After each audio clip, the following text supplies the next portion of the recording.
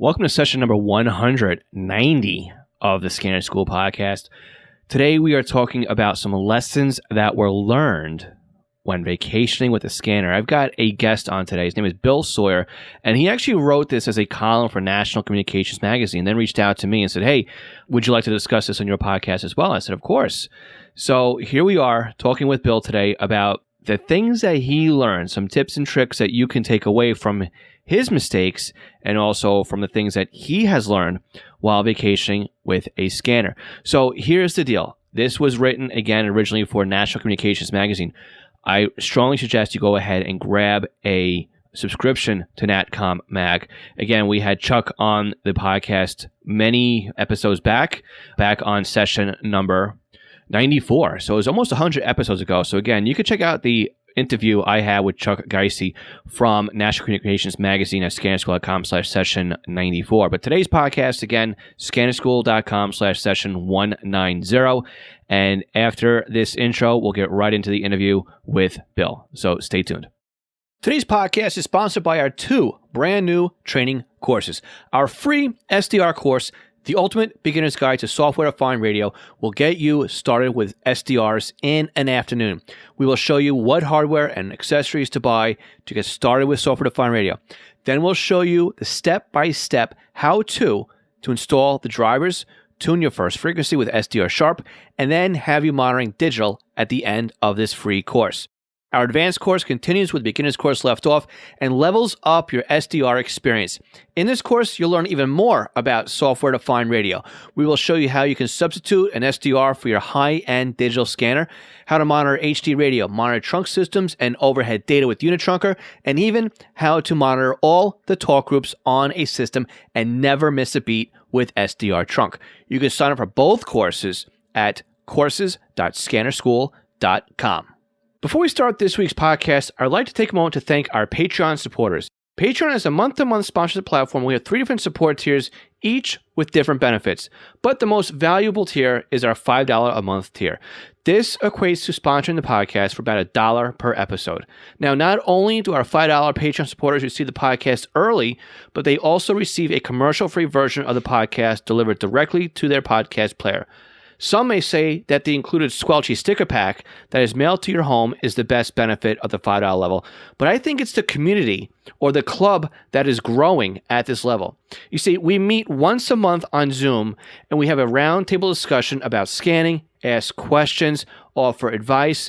Some of the members are answering other people's questions, and we just talk with our fellow Scanner School classmates.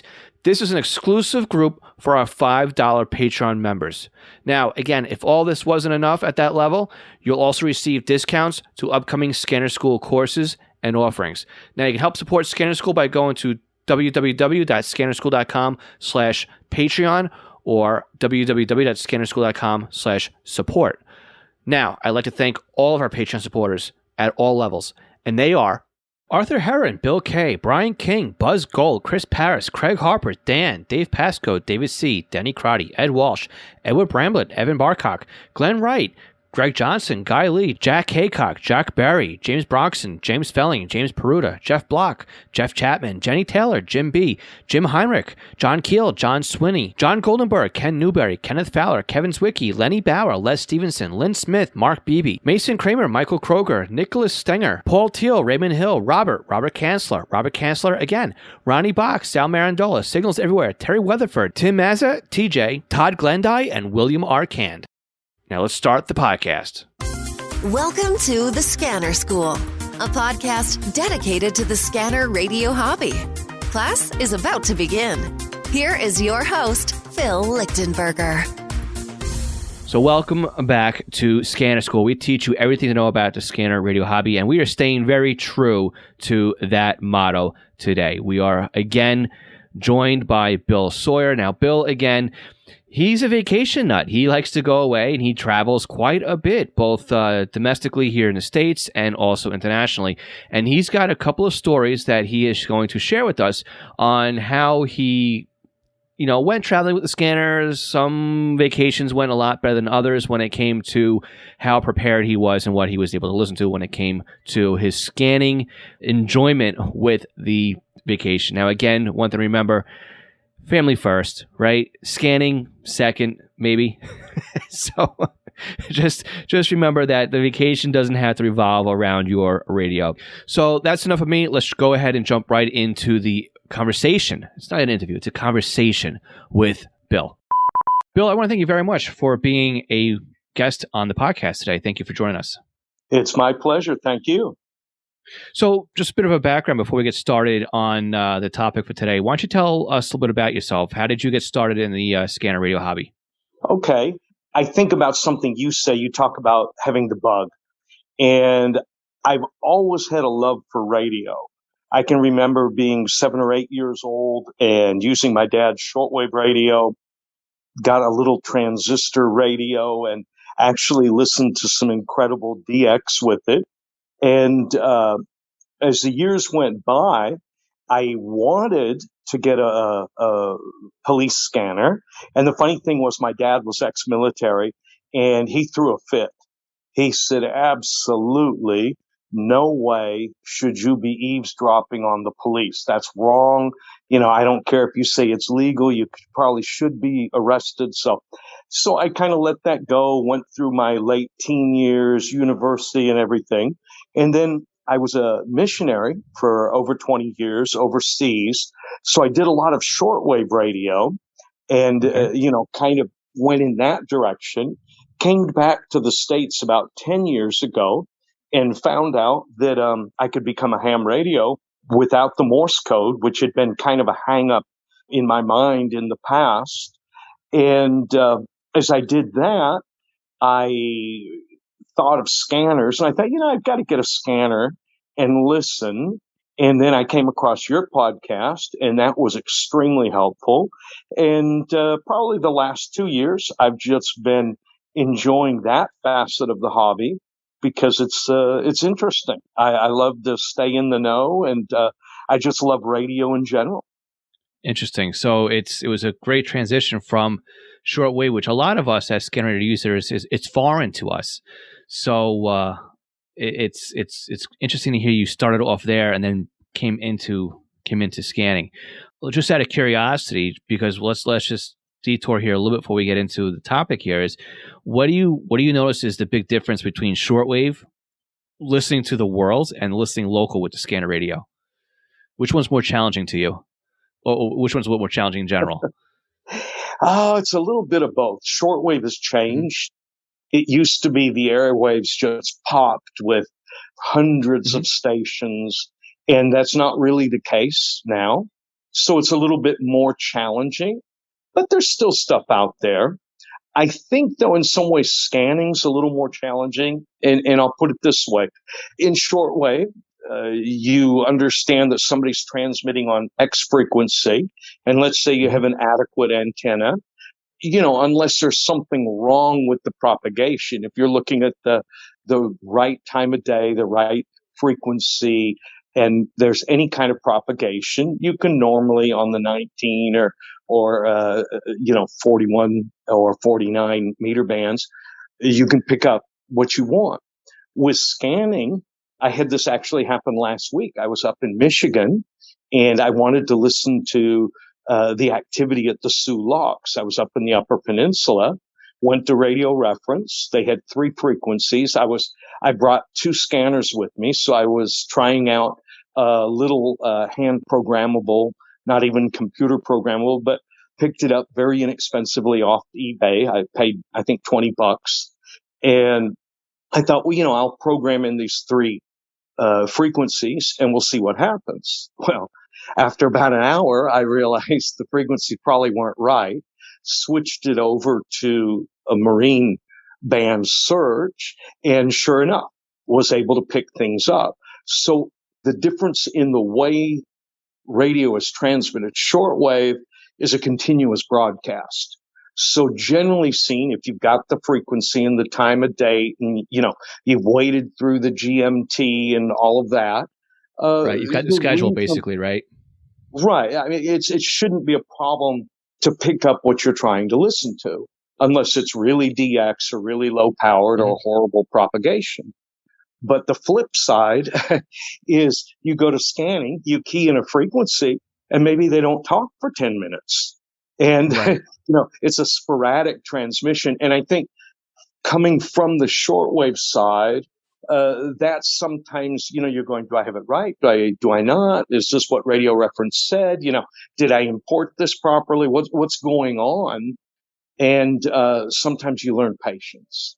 Right. So you're listening on shortwave, you're listening more to the shortwave broadcast more than the, say, utility band that you find on medium wave then, right? Right. I don't Okay. normally listen too much to the pirates or the utilities, although there's interesting stuff there. And I'm in a transition. I'm about to move. So when I get some antennas, new antennas up and get a shack put together, I'm sure I'll be branching out here and there. Like all people, you got to dabble. Right.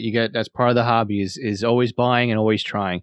So what scanning equipment are you using right now? You said you had two radios you were playing around with. Okay, I had a Home Patrol 2. Okay. I have TRX1. And then the other one was BC72.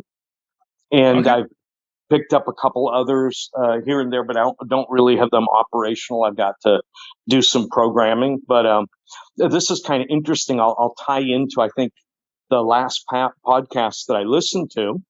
And also NatCom magazine, there was an article talking about people buying up vintage scanners on eBay and boosting the prices.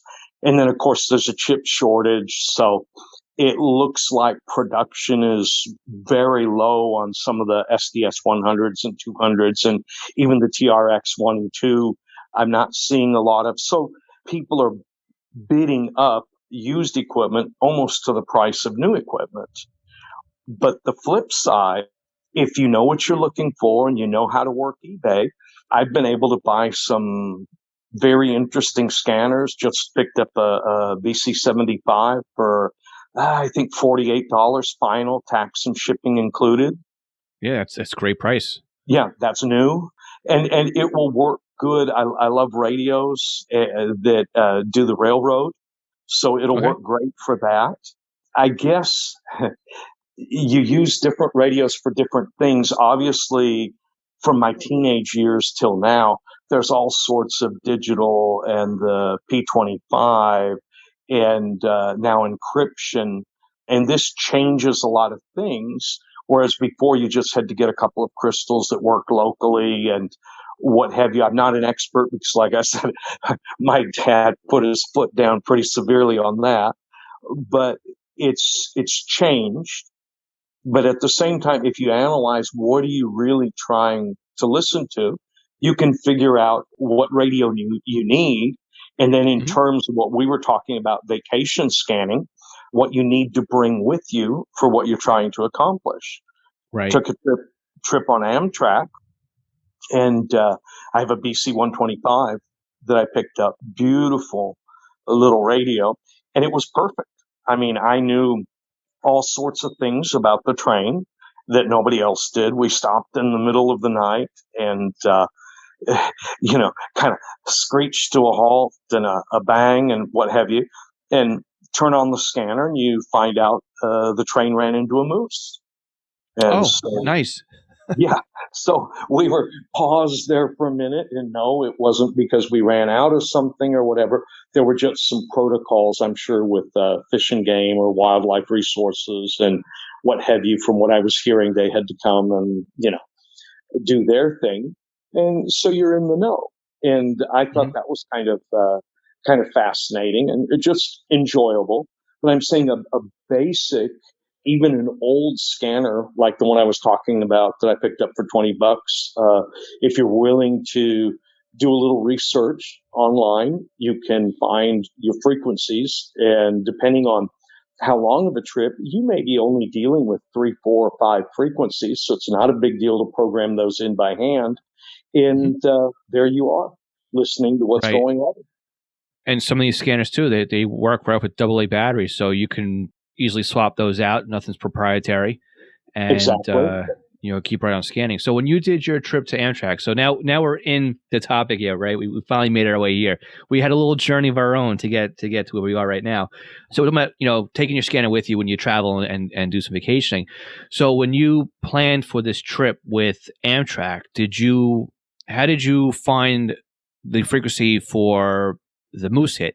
Was it you just hit search and let the scanner go through the railroad frequencies, or did you have all the AAR frequencies already pre-programmed into several banks on that scanner, and you let the scanner just scan through those channels? No, actually, a step better. You could Okay, have scanned the 98 AAR right, frequencies, but if you're scanning at 40 to 60 frequencies a second, that means it takes 2 seconds. Whereas if you go to a place and actually it's in the article I wrote on Natcom magazine, it's on track online. You can download the different routes, and it will tell you basically from this place to this place, this is the frequency. Because remember, with the railroads, Amtrak owns very little track of their own. So right. they're traveling on a CSX track, or they're traveling on a Union Pacific track or whatever. They'll use those frequencies to be able to be in communication with the freights that are going on the same track. And so there's ways of figuring out whose line, what frequencies. And like I say, this on track online, you can, let's say you're taking the California Zephyr, you're leaving Chicago, you're going to end up in San Francisco, and you download it, and you'll have 50 or 20 frequencies. And there, you can actually put them in the order you'll use them. I generally scanned that list. I could have probably locked out frequencies or whatever, but I found it to be 100% accurate. I was able to listen to whatever I wanted to listen to as I went. Nice. I never even heard that website, so that's a great resource. And I guess that brings up part of doing your homework, right? And finding out these things ahead of time so that you are prepared for your trip. Yes, well, that's actually one of the things about the article. I start off kind of telling on myself. Had a horrible trip. Okay. We're locked down with the pandemic, and I have a blended marriage. So I have my boys, and they're older. One was living at home, one wasn't. But the one that wasn't came, work related things, and he does over the road trucking. So he was here for a couple of weeks. And then my wife has two daughters, and they're in their early 20s. And the oldest one came back home. So the youngest one, excuse me. So all of a sudden, we've got this blend, and it wasn't the wonderful, harmonious blend that you would like. So I Wasn't the Brady realized, Bunch. yeah, we're just cramped up, and everybody's Right. dissatisfied with, things are closed, and it's just awkward. Right. You had to So do something, right? exactly. So I said, guys, remember I said I'd take you to Yellowstone sometime? Well, load up the gear. Let's go to Yellowstone. And in my mind, I was thinking, hey, I've got this TRX1. I plug in a zip code, and, I don't have to do any homework. Right. So we drive, get to Yellowstone, and my boys, who were fairly impressed, because if you're in Memphis, or Brian was with me when we went by Dallas, and you turn on the scanner, and they're hearing the police and chases and licenses being called in, and they're like, wow, this is pretty cool. But you turn it on, and you're sitting at a campfire, and there's nothing. You're not even the crickets. Yeah, it was, and so they started kind of teasing me, about it, because they were like, I guess there's not enough bears stealing food and what have you. Right.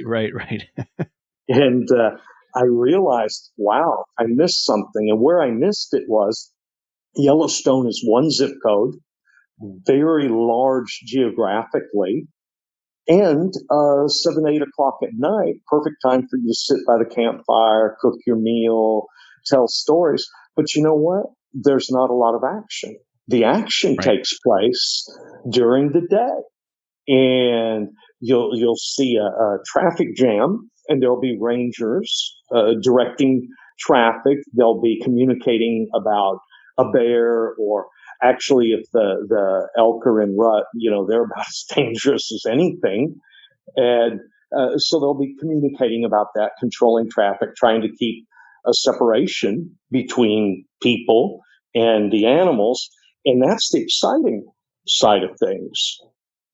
Now, if you don't mind, I'll just go into something more that happened that was kind of interesting. So I came back and I really thought about this because I'd done some other vacations where it was brilliant. Branson was one. Just plugged in the zip code and bam, I'm listening to everything and it's perfect. So I'm thinking, why did I miss it? Well, I hadn't really visualized what I was trying to scan, so what time of day, what kind of activity, who's going to be using the radio is going to dictate what I can listen to. But at the same time, almost my last day, we stopped for a break and we're at some porta potties, and I noticed that there's a ranger parked there. And she's got a hand on a gun, and there's a very large moose. And the moose is kind of like looks at us and looking at his food, and she's there to basically make sure that we don't disturb the moose and the moose doesn't disturb us. So the boys are using the porta potty, and I go over and start talking with her. And I was kind of hoping that she'd let me see their setup in their car, because they had a number of antennas and it looked like a number of radios, and she didn't bite when I threw out the bait. So I realized that wasn't going to happen. But she said something really curious. I asked her about some things, and she goes, no, look, we've got a little bit of encryption going on. We've got a changeover to some new equipment, but we still use the old, She said, but you're missing on the best part. She says, I've got a brother who's just like you, totally crazy about radios. He's ham radio, every radio. He said, but you know what really gets him? And I'm like, no idea. And she says, it's the wolf chasers. And so I'm like, oh, what do you mean the wolf chasers? So she said, in Lamar Valley, there's people that bring tours and groups, and they basically try to see the wolves. And that's kind of a prized sight. It's very rare. And he listens to that. Really? Yeah. And so I thought, wow, now that's interesting. So I started doing some research. It's really in forums, and some of it's in like Yellowstone Net, some of it's in Radio Reference, buried in some of the forums. But if you were ever going to a national park, you really want to drill down into that, because there are people that watch for bears and wolf. Found out there's actually a group. I got to go back to Yellowstone. I always have to have an excuse to go back, right? Right. But they have a group out there that uses, apparently, as best as I can research it, FRS radios, just bubble pack FRS. But Yellowstone has half of the world's geysers. And so these are the geyser gazers, and a lot of them are graduate students. And there's a couple of miles of mud flats with all these colored pools and geysers, and they stand out and stand and watch. And then when something starts to happen, because some of them are daily, some of them are weekly, some of them they don't even know what the pattern is, they'll get on the air and start calling the scientists in, because like I said, these are graduate students and whatever. And I thought, now that would be an interesting thing to kind of monitor if you had a little time, is just see what's going on with the geysers. Interesting. So there's a lot of unusual things that you could pick up on at a national park that you're not going to find in your first go through of the radio reference database. And you may have to run a few Google searches and do them fairly general and then fairly specific. And all of a sudden, some of this information will start jumping out at you. So that was kind of the lesson of Yellowstone. I had a very frustrating scanning experience, but found out later, if I do my homework a little better, I could have a very good experience. Right, but you also learn something else too. If you ask questions, right? You find you kind of peel back the layers a little bit too, right? She didn't have what you were looking for, but she had a little bit of extra that you weren't expecting to hear. So that's Exactly. always good too. Nice. Well, and I think some of that is, as long as you don't come across as weird and you're friendly, people will talk. Now, they may not hand you their radio and say, yeah, look at this, they just got issued, or, look at what I've got on my dashboard in the cruiser, but they will give you some information. And so that was helpful. And I guess that's kind of a thing. You could take the two examples I've used so far, Yellowstone and the train. If you're on the train, they use FRS for crew communications on a lot of the trains. Okay. But I wouldn't stop one of the servers or attendants and, start immediately asking him about his radio. You might want to develop a rapport, and then if it were to work out, and then on top of that, you never want to just have your scanner on loud and bother other people. Right. Whether it's That's drawing too much national attention to park. yourself. Yeah. Exactly. Exactly. So use your earphone, and if for some reason, because I hear there's a couple national parks occasionally there can be an issue, they ask you not to, then, put it up, enjoy what you're looking at. And then when that particular ranger's not there, or you're at your tent or your hotel, do what you need to do. Right. I don't think there's a reason to cause a problem. And normally you shouldn't have one. I mean, my experience with people has been overwhelmingly positive. Nice. So those were the two not so well organized, I guess, vacations. Any other lessons learned from other vacations that you took that didn't exactly pan out the way you thought with the radio? Actually, one that panned out better than I thought. Actually, two. I mean, I was just up in the Upper Peninsula of Michigan, and that worked out phenomenally well. And I was able to listen to everything I wanted to, and then a little bit extra, picked up some Canadian police and what have you, and thought that was interesting. It was new for me. Mm-hmm. Nothing that I can say, oh my goodness, it was just this or just that. They do the same kind of things that most police do, call in licenses and cars and names and what have you. But it was interesting to see that I was listening to Canada, if you will. But the other place where I had a little different challenge, and this might be useful for somebody listening to the podcast, my wife and I celebrated our 10th wedding anniversary. And I asked her, well, thank you. And I asked her, was there something special she'd like to do? And she said, I want a beach. And, so we decided we'd go to Cozumel in Mexico. Okay. And I thought, well, sugar, do you mind if I bring a radio? She's like, as long as you're not awkward about it, bring a radio. I'm bringing my Kindle, so I mean, yeah, if you want to play with your radio, that's fine. So I then started thinking, well, do I really want to go into a foreign country? Now, I do speak fluent Spanish, so there was no communications issues. But do I really want to go into a country where previously, there have been narcos that have set up incredible communications, where listening in on the police, you might get a visit to the local jail where they want to know why you're listening and what you're doing and what have you. So I decided I wouldn't bring the TRX. I didn't want to be able to do anything digital that could put me into the police, but I brought the analog radio, and my reasoning was, well, okay, you go to Radio Reference, there's not a lot of information, almost none, but you've got an airport tower, but I was pretty far from the airport, 20 miles. So it turned out I should have been able to pick up the approach landings, but there's only a few flights a day in, never worked.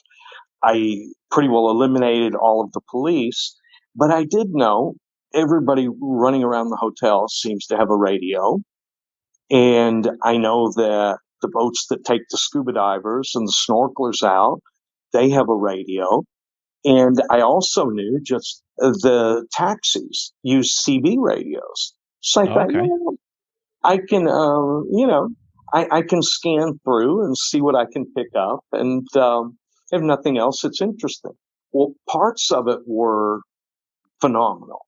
Again, remember, I didn't know any frequencies, so I'm doing basically two things. I'm doing close call, and the close call was great for the hotel. I mean, I could listen to housekeeping, plumbing, people stocking the bar.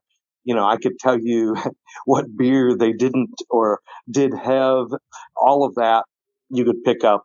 Then security, but there really weren't a lot of issues. But every once in a while you'd hear something going on. They wanted somebody to the front or somebody to the gate or what have you. And then you had the housekeeping. But I did a service search and it was just, I imagined that all of the boats that were on the water were going to be using marine VHF. Mm-hmm. It could have been a wrong guess, but it turned out it was right. So just doing the service search, there were 4 or 5 channels that they were using, and it was hilarious. In Spanish, you've got one guy going, what's wrong with you, you idiot? You're dropping all of your idiots on top of my idiots, and we're all mixed up. Don't you know what we're supposed to be doing? And then you'll hear one of the scuba boats going, got a sick diver, need to pick up gas, oxygen, and drop her off.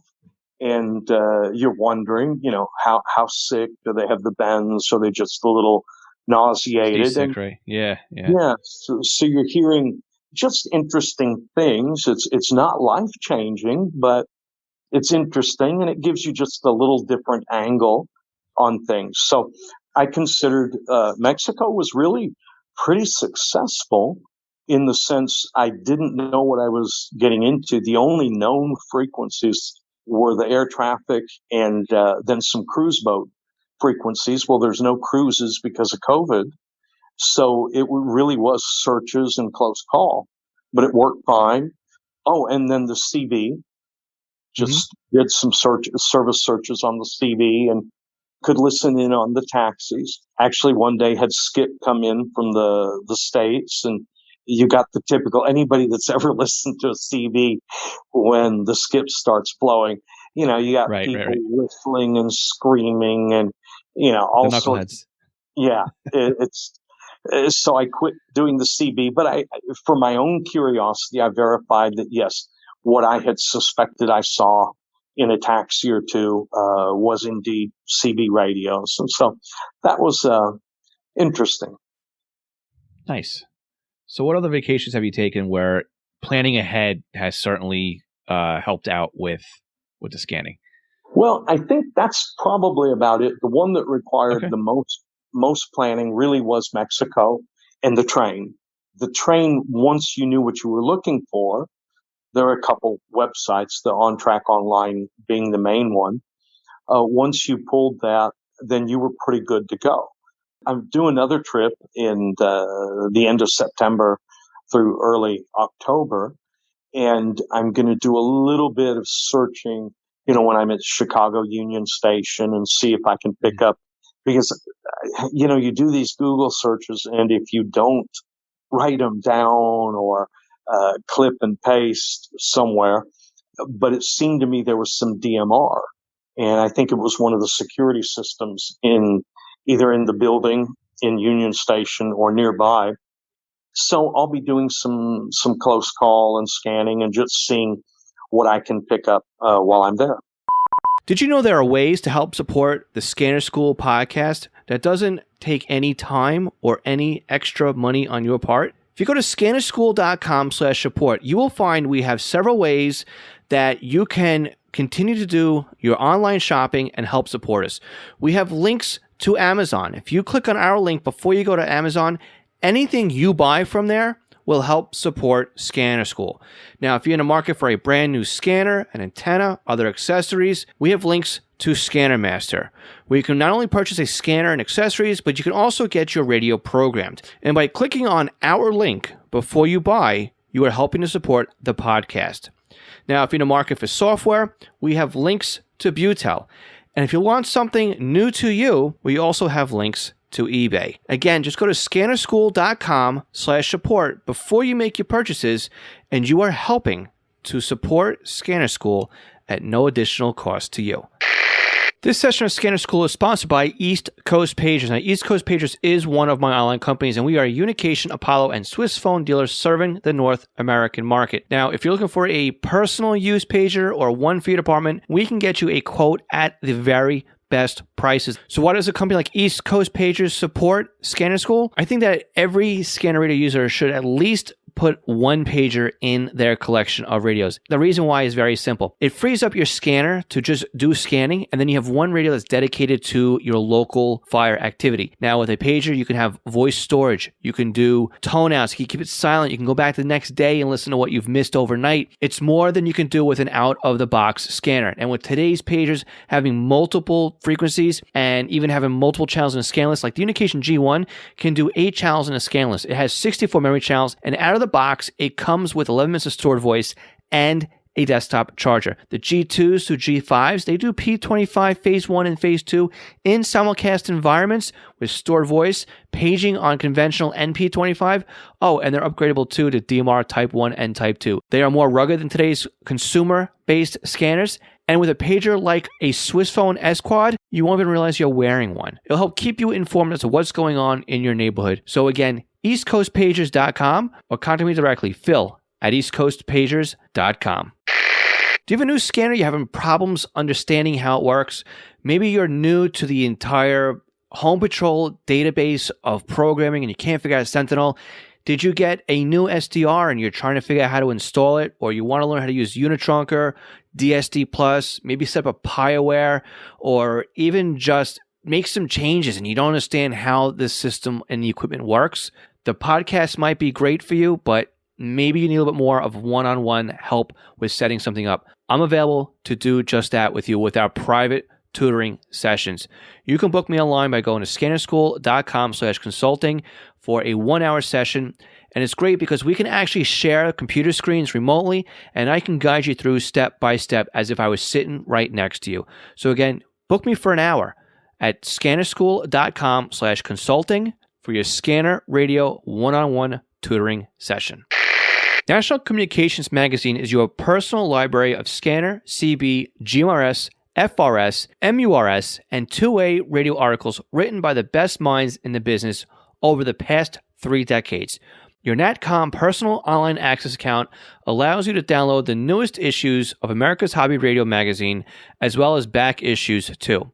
So visit natcommag.com to download your free sample issues and sign up today. That's natcommag.com for National Communications Magazine.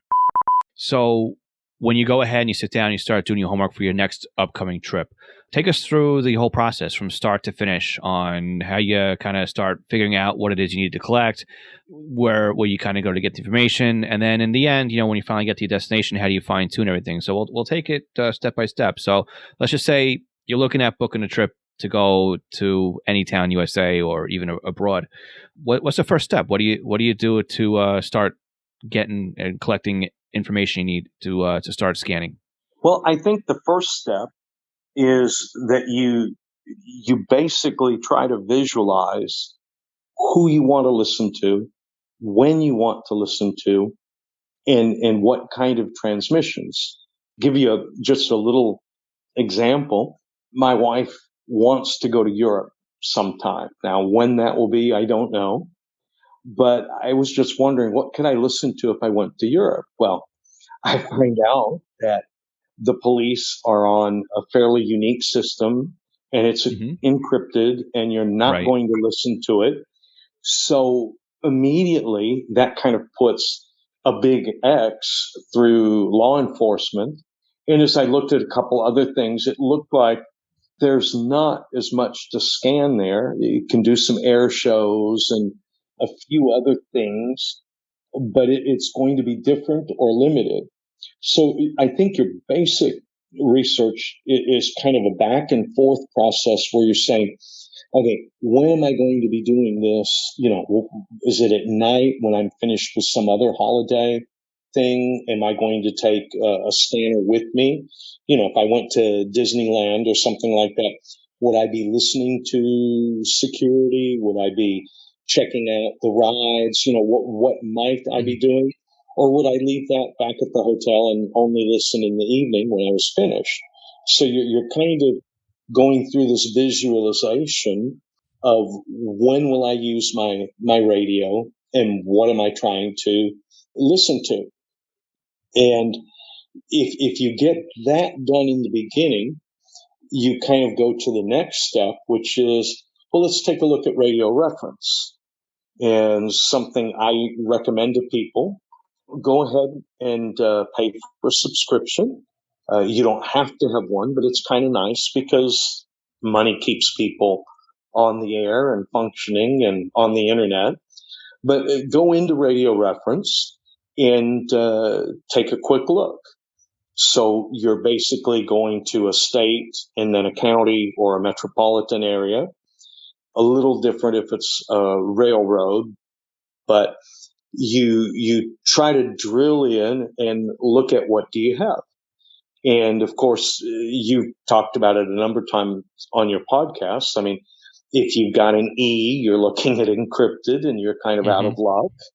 But there's other things that tell you if it's FM, if it's P25. And, usually this is just my limited experience, but you're going to find that more and more the states seem to be moving towards integrating their law enforcement. So if there's a P25 state system, you're going to find that probably Highway Patrol, possibly the sheriff, and maybe even the local police are all tied into that network. And so that would dictate at that point, well, you probably want to bring your digital scanner. But the other day, I work with a ministry out in East Tennessee, a very rural area. And it turns out that the local police and the sheriff and the EMS were all on analog. And the only thing I lost out on by not bringing the digital was the Highway Patrol. But they're really located on a U.S. highway, don't have a lot of Highway Patrol coming through there.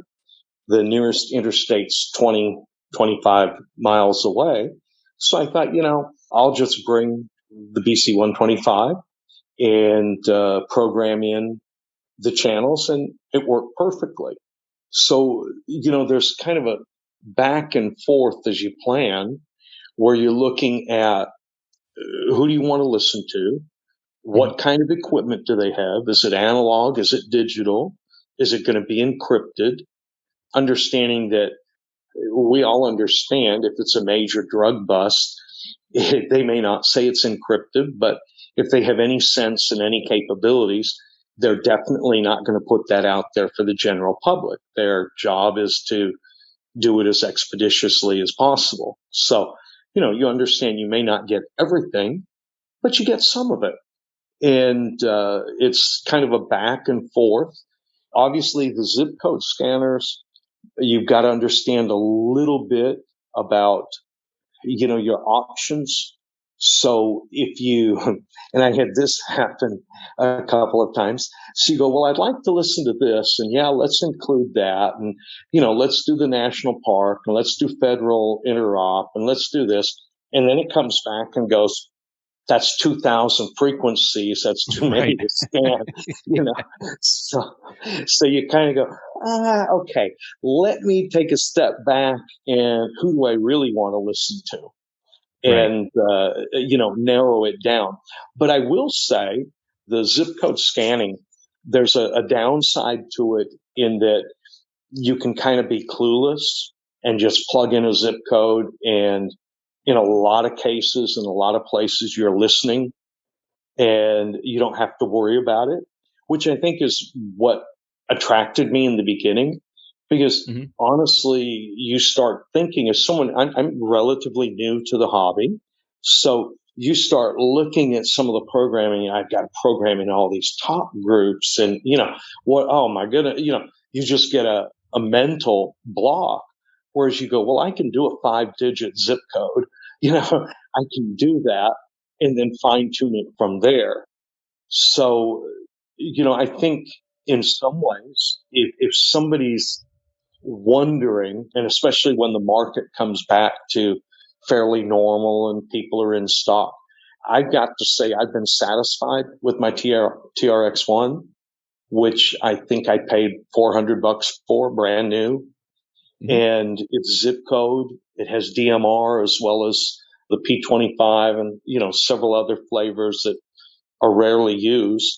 The Home Patrol worked great. And my understanding is the SDS series worked great. So for somebody that maybe is a little challenged by all of the programming and not sure, and you're thinking, well, I'm going to go to X place for vacation, and if I mess it up and don't hear anything, what a waste, then by all means, consider a zip code scanner and plug it in, and you'll probably, Yellowstone notwithstanding, you'll probably be okay.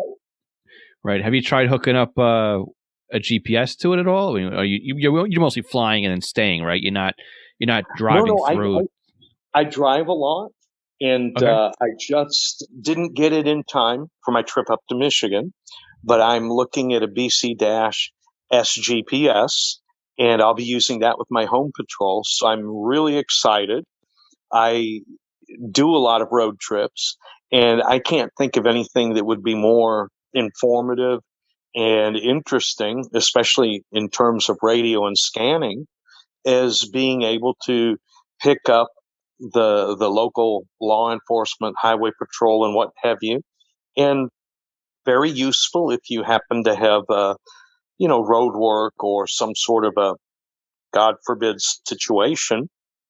You would be able to get a heads up and possibly reroute.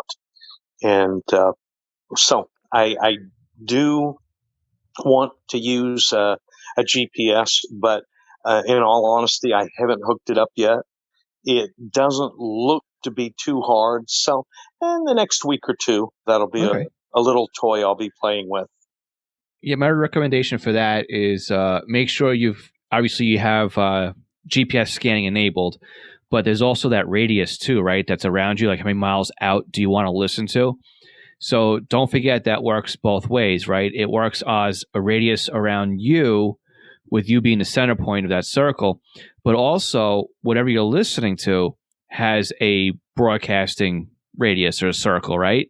So as long as those two lines touch, it's going to be enabled on your scanner. So if you want to listen to just 5 miles out, don't put 5 miles out. You want to put as close to you as possible and then still hear what it is you want to listen to. Like, for example, where I am here, if I put 5 miles, it's telling me that sites in New Jersey and Connecticut, I can hear within a 5 mile radius of here. I can't. Now, in my basement with a rubber duck antenna, but the scanner is like, oh, well, radio reference says the lines will touch. So, and some of them are all full county systems, and of course you touch the county and that's the end of it, right? But I'm not going to hear Montauk, which is 100 miles away from me, more or less. But it is what it is. It's how they're set up. And then again, too, you've got your service searches, or your services as well, your service types.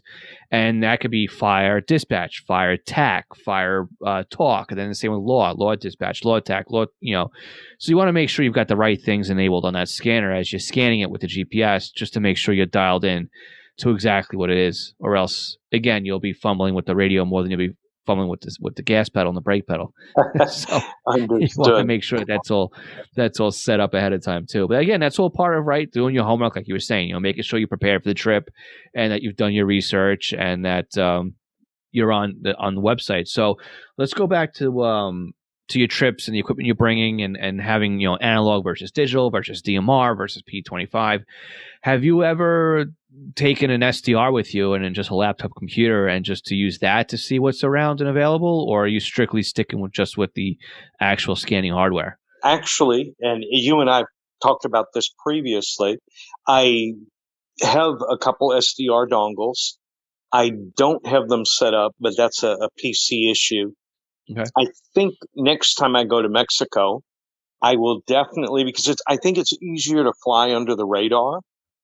because it looks like a little USB flash drive.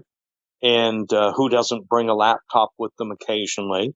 So if I have that, I think it will enable a whole lot more fun with the scanning, just because there were things that I knew were out there, but I wasn't sure where to find them.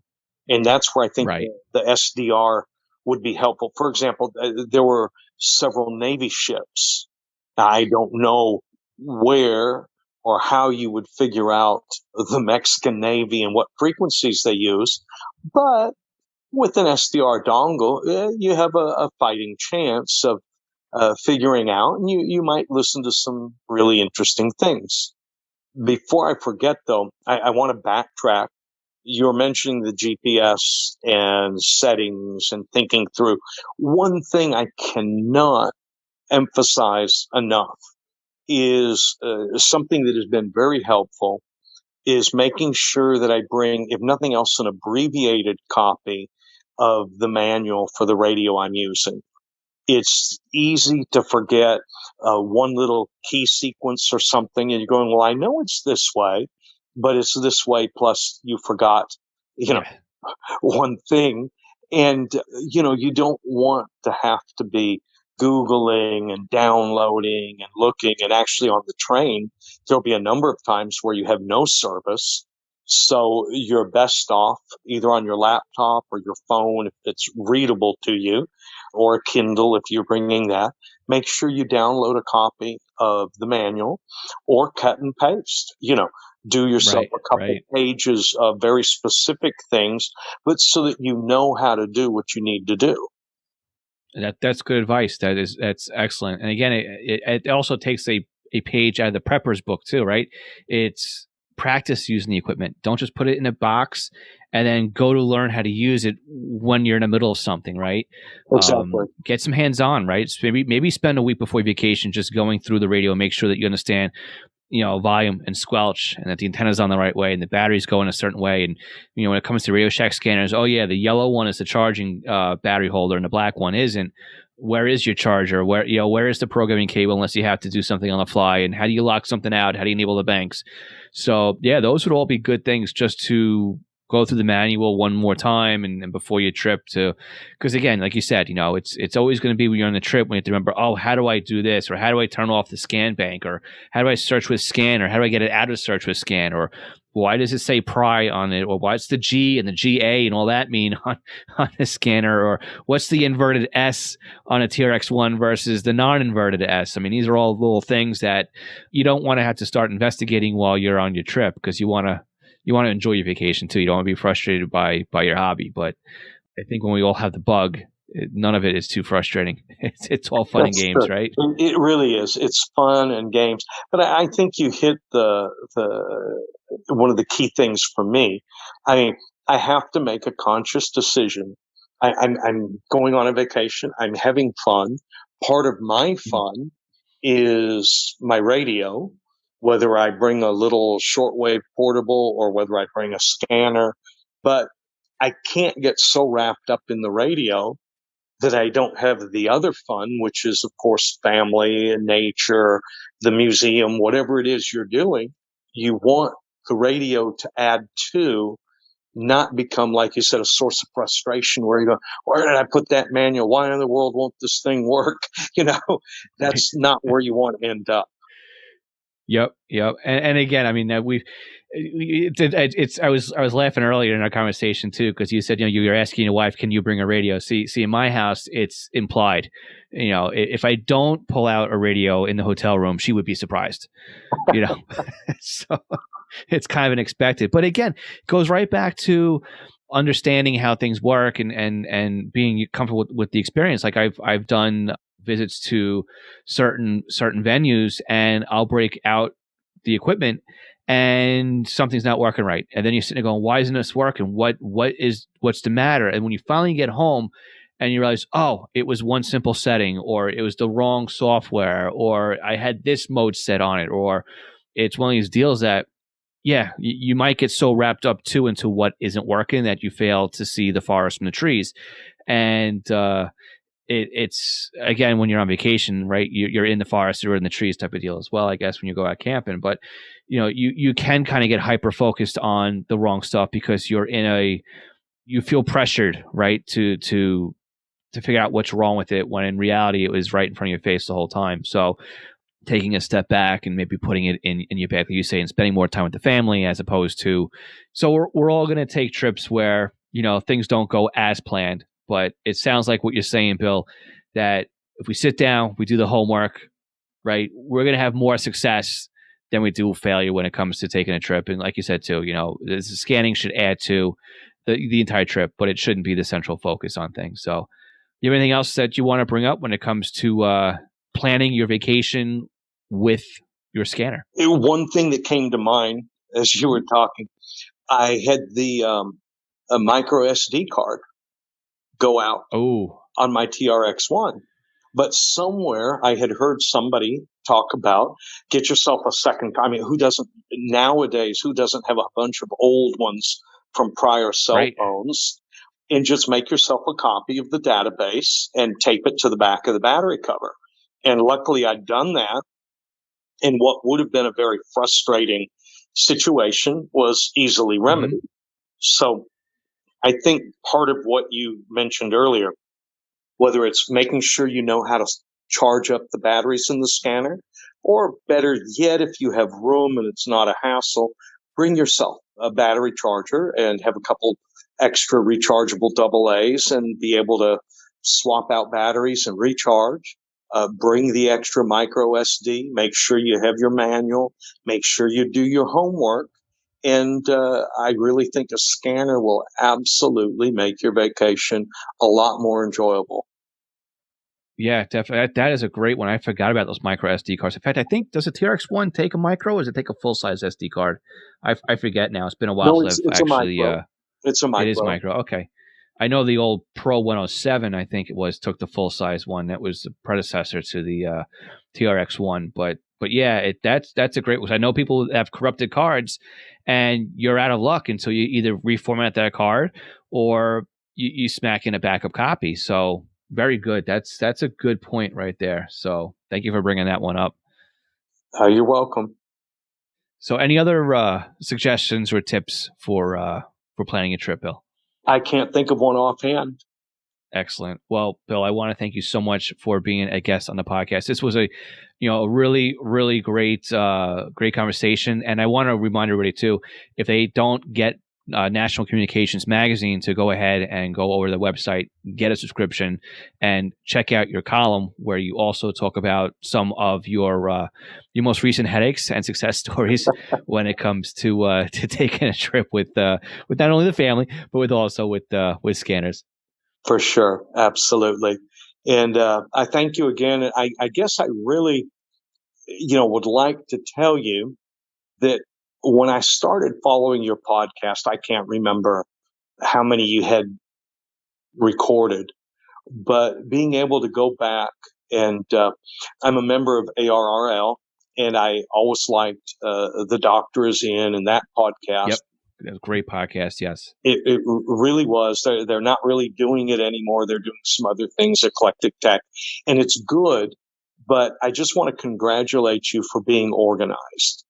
I mean, you could go in, and I did this literally, download 15 or 20 podcasts, and on a trip, whether it was from Dallas to Memphis or Arkansas or whatever, listen to one podcast after the other, and just the layer of understanding. And in my case, I had to listen to a few things a couple times, but thank you for putting material out there that's organized, and somebody who maybe doesn't know a lot or has gaps in their knowledge can just grab a hold of. You don't charge for downloading. I mean, you really do it as a service to the radio community. So thank you very much for doing that. No, I appreciate it. I love doing it. That's why we keep doing it. So, and I'm not organized. I fake it all. Well, you're doing a good job. I appreciate that, Bill. Well, again, thank you very much. This, again, was your idea to reach out to me. And again, if anybody else wants to do a conversation, these aren't interviews or like that. The process, Bill, right, was pretty simple. You just went on the calendar and picked your date and your time. And here it is, a Friday evening. We're recording this. And, you just kind of just booked the call. So that's pretty easy, right? Yes, it really is. And I imagine there's a lot of people listening who know a whole lot more than me. And don't be afraid to reach out and share that knowledge. Yep, we're all a community and we can all learn from each other. So again, thank you so much, Bill. Like I said before, it's a Friday evening, so I won't hold you from your family. And again, thanks again for bringing this topic to the podcast and for spending some time with us today. Okay, well, thank you, Phil, and thank you, everybody that listened. Bill, thank you so much for being a guest on the podcast. This was a really great conversation. I think everybody learned a lot. And as a reminder, again, go subscribe to National Communications Magazine if you already don't have a subscription to their magazine. Great magazine, publishes every other month, and it is full of great information. Now, again, Bill came to me and asked to be on the podcast, right? This was all his idea here. And it was very simple, as you heard, on how to get on the podcast. Basically, you go to scannerschool.com, you click on podcast and guest, and what that takes you to is a calendar. And you basically just fill out a date and a time on the calendar that works well for the two of us. And we send you the Zoom link. We just sit and we talk for however long it takes to get through the conversation, basically. And we wrap it up and turn it into a podcast episode. So Bill and I, we did it on a Friday night, but again, any night that works well for you, even on a weekend, that's available. So if you've got an idea for the podcast and you'd like to be a guest and have a conversation, hey, by all means, reach out to me. I would definitely love to have you as a guest on the podcast. So with that, guys, we are at session 190. We're on the final stretch, final countdown until we get to episode number 200. We have a little bit of a surprise planned for that when we turn that corner. So stay tuned for that. We've got quite a few tricks up our sleeves. So if there's anything you'd like to see different on the podcast, right now is the time to email me and let me know. Like I said, I've got a little bit of a list here of things I'm changing for the better, I hope. All right, guys, email me at phil@scannerschool.com. Let me know what you think about the podcast. Share the podcast with your friends because this is how we help more people in the scanner radio hobby. Also, you can follow us on social media. Make sure you subscribe to the podcast and definitely make sure you are subscribed to our newsletter, which can be found on the front page of our website over at scannerschool.com. All right, guys, we will check you all again next week. We have another great podcast episode on deck, ready to roll, and we're just waiting for next Tuesday so we can release it to you. 73 everyone, we'll catch you all next week.